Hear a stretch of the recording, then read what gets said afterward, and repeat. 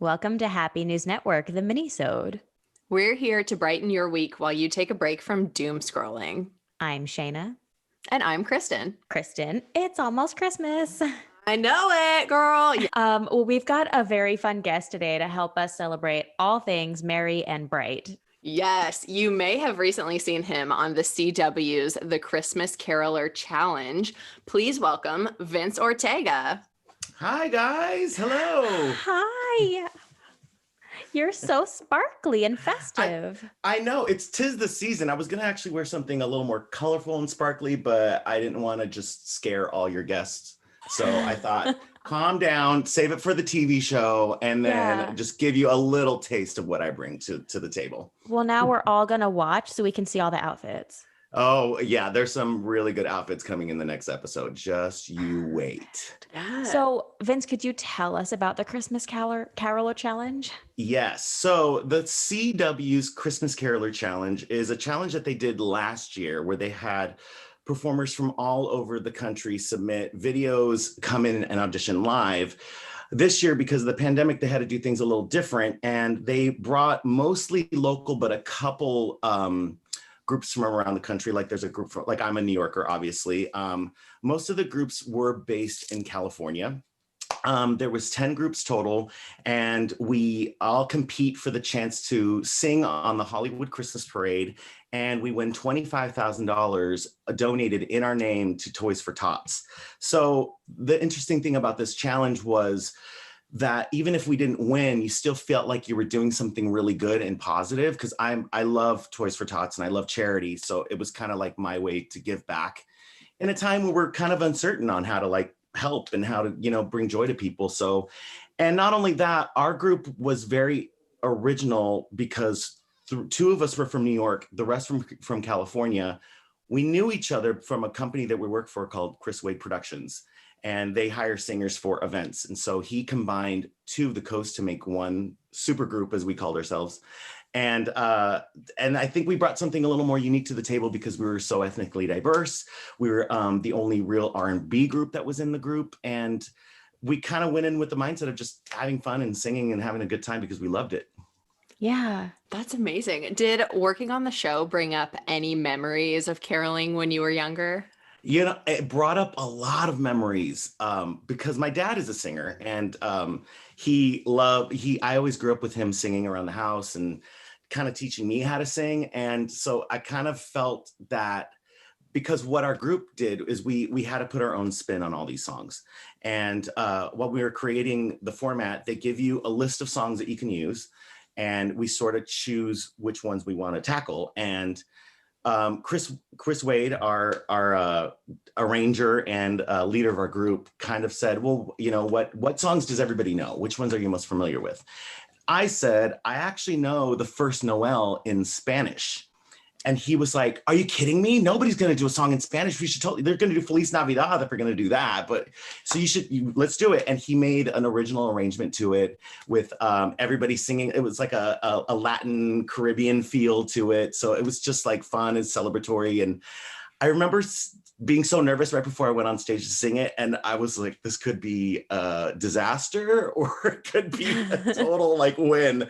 I don't know. But I remember in the middle of it, just not caring, just thinking, oh God, if I just make it to the competition enough for me to be able to sing in Spanish on national television for my dad, it was worth it. And so I sang the first verse, and then I looked over the judges, and they're like dancing and having a good time. I'm like, oh great, they don't hate it.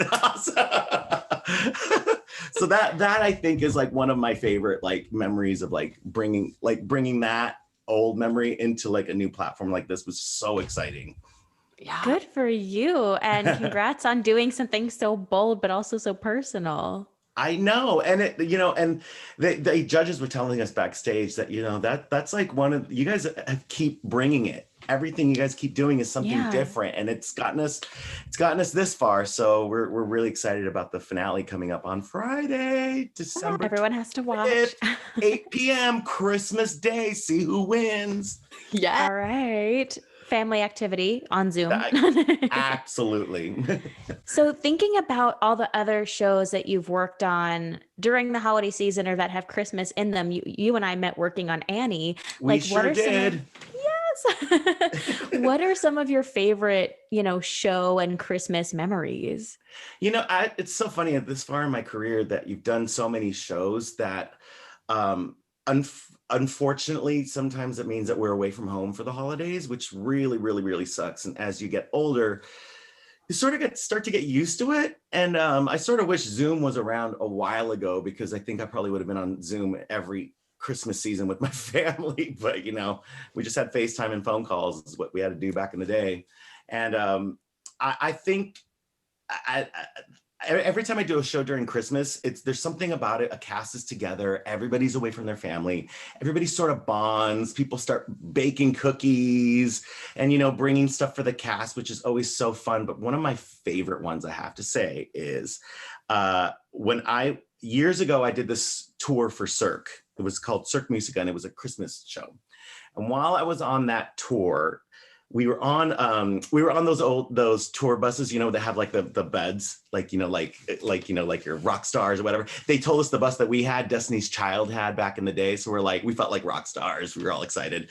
So we would buy movies to watch on the bus, because we'd have like long drives in the middle of the night. And one night, Mike Schwitter brought on Elf, and I had never seen it before.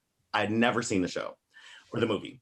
And there's always so much pressure when someone shows you a movie for the first time, because they're like, oh, you'll love it. It's so you're going to love it. And I'm like, well, what if I don't? Like, you never know.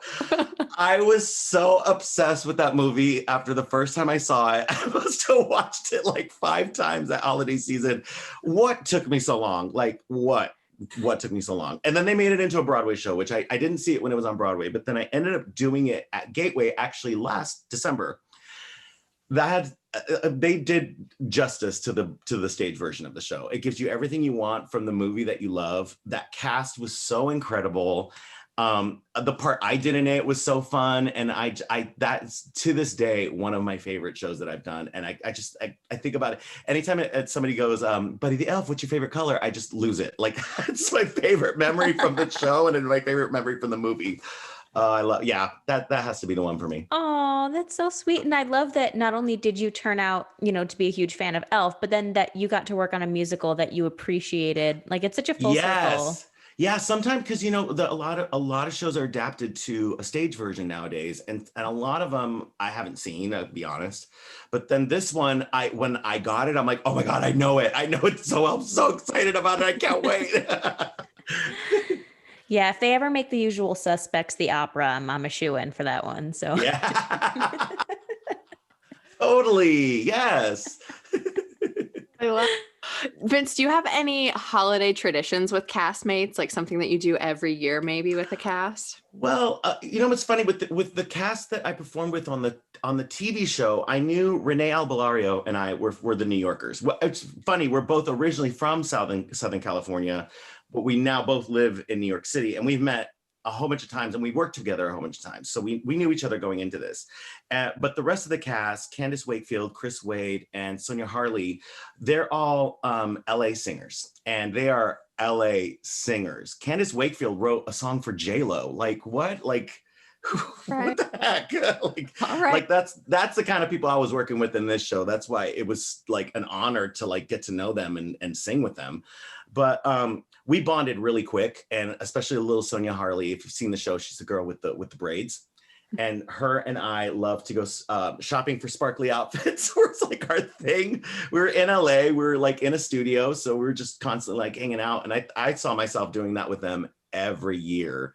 But there's also a core group of New Yorkers that I keep in contact and like make sure that they're having a great time and a great holiday. And if I can make them laugh for like a minute, that's like amazing to me. Antoinette DePetropalo, one of them. Shayna, Antoinette. Yeah. She's one of my best friends, and I love her to pieces. Keith Andrews, director choreographer out of New York City. He has a little baby at home that I like to call all the time, little Melody. And his wife, Amy, I certainly like check in with them and make sure they're doing well. And of course, my roommate, Natalie Renee Perkins, who we like to decorate our apartment in New York City. So those, as much as I'm very happy and excited to be with my family this year, there's a little bit of me that's like, I'm not in New York right now. I want to be like want to be decorating the tree with Natalie and calling Antoinette while we're drinking wine over the phone, and and getting to hear my friend's baby Melody talk for the first time. She calls me Uncle Vince over the phone, and I die. I die. They send me videos constantly, and I love it because now I have it on my phone forever. That's so cute. That's so cute. I love that, like, your family away from home always becomes your family. Mm-hmm. Yeah. And especially when you've been in New York for so long, it's like this very long-term core group you've got. Isn't it so weird? Out of all the places that I've like gone to, like even being from LA, there's something about New York. I feel like nobody from New York is from New York. Like we all came there from somewhere else. Mm-hmm. And what we do for a living is so hard. Like it really is. You get told no constantly, and you get told more that often than yes. Yeah. Way more often. For every one job you get, wouldn't you say that maybe there's like 20 that you don't, if not way more than that. And what people don't realize is you don't always hear the no. If you don't hear back, you have to just assume it's a no. Yeah, absolutely. There was something about you that they didn't want for that job, and it could be it could be anything. It could have been your height. Yeah. It could have been the original guys coming back from last year. Like you don't know. You don't know, and it's really hard to not get into a dark place about it and to take it personally, because how can you not take it personal? But you start to meet this core group of friends that you that become your family and your home away from home, and it makes it suck less. Yeah. Just it makes it really suck less. Absolutely. And those friends that you call after an audition where you're just like, I bombed. I'm humiliated. I should hand them back my equity card right now because I don't deserve it after that. And then Kristin, you can just laugh it off. You've gotten a lot of those calls from me. That's how we started this podcast, because we're like, enough of the lamenting. We've got to make a happy thing. Okay, so if you had to pick a singular Christmas carol to sing all season long, which one of the many would it be? Ooh, that's a hard question.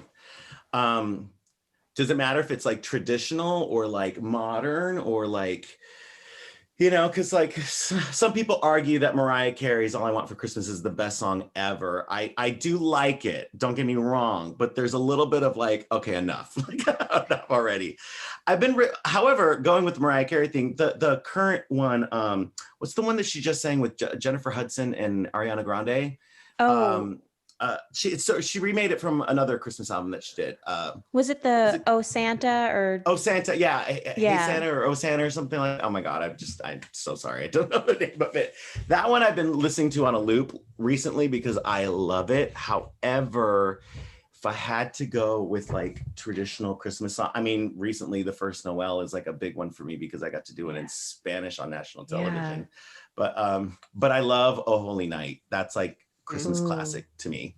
Yeah. So it's just like, and it's like one of those songs that feel so belty and free and just like you could feel like you could scream it all the time. I love it. It's a release, the song. Mm-hmm. Yeah, it is. Okay, last but certainly not least, holiday food. What is your favorite Christmas dish? Like, oh my gosh. I mean, I'm a sucker for Christmas cookies, which I feel like anytime I'm in a cast during Christmas time is like the worst. Like I feel like I gain weight during Christmas. But my favorite recently is those balls that you put the hot milk on and they melt. Have you seen those? I don't know what they're called. The hot chocolate bombs. The chocolate bombs. Yes. Yeah, the hot chocolate bombs. That, and it's just like, I just did it with my nephew a couple days ago. And it was like, it's a freaking party. Like, just come on. Like that with the Christmas cookies is like, that is Christmas to me. But on the more traditional route, my family, there's a Mexican soup called pozole, and it's very hard to make. Actually, before, God rest her soul, my mom passed last year, I made sure her and I went and she talked me through how to make it. And we went to the store and we took pictures of everything you have to do and how to make it. So this will be the first year that I'm going to attempt to make it myself. I mean, fingers crossed, my family will hate me if I don't do it right. But that to me is always like, anytime I came home after a long time, that was always like the thing that my mom made the day before.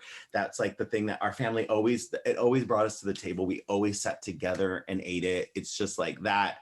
That's funny because it's not traditionally like a sweet thing or like a thing, but that to me, It's a family thing. It's a family thing, and that means Christmas to me. Mm-hmm. Yeah, it's insane. It's well, okay, wish me luck because I'm gonna try it tomorrow. So we'll see what happens. Well, if we see you post about it, that means it was a success. So yeah, if I don't say anything about it, don't worry. And you know what? The good thing about soup is that the longer it cooks, the better it tastes. Oh yeah. So if when in doubt, just leave it on the stove another half hour. Absolutely. Okay, great advice. I will take that advice. I'll be texting you going, maybe another half hour.